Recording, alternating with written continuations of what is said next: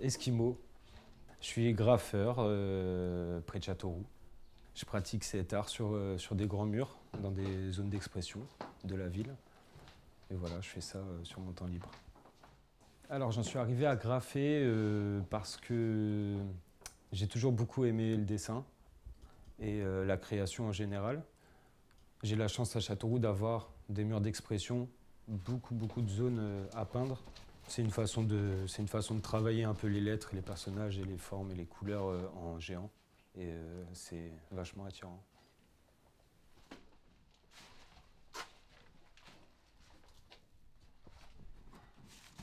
C'est en 2016 que je suis tombé vraiment sur Belle-Île et que je me suis dit il faut que je travaille là-dessus en fait.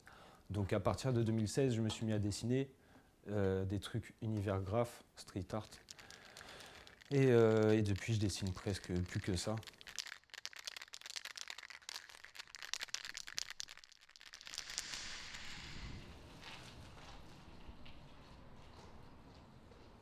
Alors les lieux où je graffe, Belle-Île. Belle-Île, puisqu'en fin de compte, je suis dans une démarche légale de graffiti. Donc j'ai pas pour habitude d'aller chercher à mettre mon nom sur des toitures ou autres. On a la chance d'avoir un grand espace de plusieurs centaines de mètres carrés pour œuvrer. Moi, ça me permet de le faire tranquillement. Je peux y passer 8 heures sans aucun souci et j'ai besoin d'avoir du temps pour faire de la finition. J'ai besoin d'avoir du temps pour choisir vraiment ce que je vais faire, les couleurs, etc. Revenir en arrière si j'estime que telle chose n'est pas à sa place. C'est quelque chose qu'on ne peut pas faire dans l'illégal puisque tu dois peindre en 10 minutes chrono en regardant derrière toi.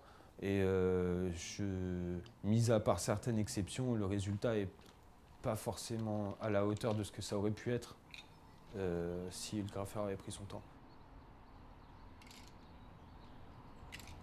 À Belle-Île, du coup, je fais beaucoup de lettrage parce que c'est ce qui me plaît.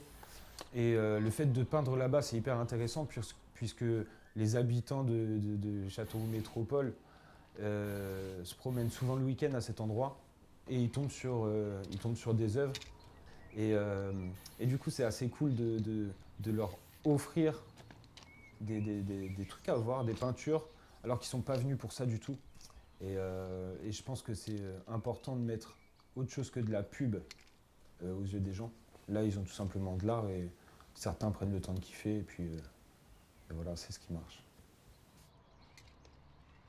À force de peindre à Belle-Île, les gens ont commencé à changer un peu d'idée à propos du graphe et j'ai reçu des propositions. Et aujourd'hui, on arrive même à repeindre des écoles avec les enfants, travailler pour des mairies, repeindre des lieux publics en fait.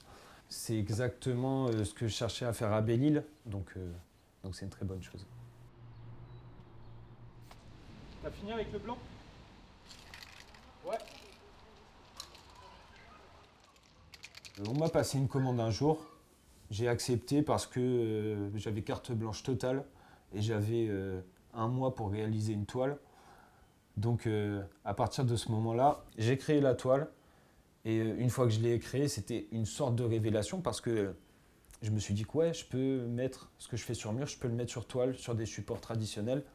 Donc du coup, je me suis lancé là-dedans et très vite, on m'a proposé une exposition, chose qui a été faite et j'ai plutôt des bons retours. Donc c'est assez cool et je pense que je vais continuer sur cette voie. Ouais.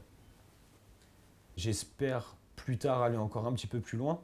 Pourquoi pas poser des graphes gigantesques dans des centres-villes. C'est vraiment un truc qui me plairait. C'est encore une façon de ramener les graphes que je fais à Belle-Île encore plus près du public. Et quand ils vont acheter leur baguette de pain, ils vont tomber sur un truc qui fait 10 mètres de haut. Ce serait terrible. En tout cas, c'est ce que je souhaite faire. Le but, c'était de ramener de la couleur chez les gens.